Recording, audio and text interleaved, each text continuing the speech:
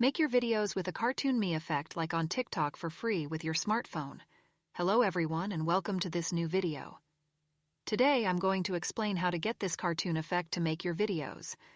This version, unlike TikTok Cartoon Me, allows you to stick out your tongue.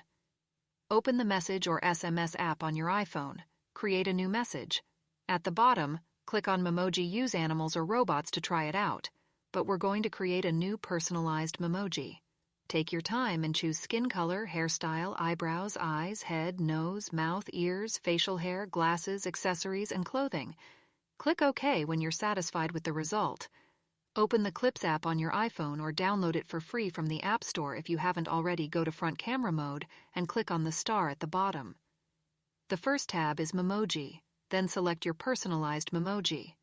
You can customize the video format in the top right, 19, 9, 4, 3 or square, horizontal or vertical. You can also add music. Press and hold the red button to start recording the video and release it to stop. Once you're done, you can save it on your iPhone or send it to someone.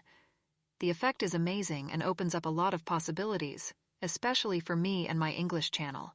If you liked this video, you can like and comment to give me your feedback. See you soon.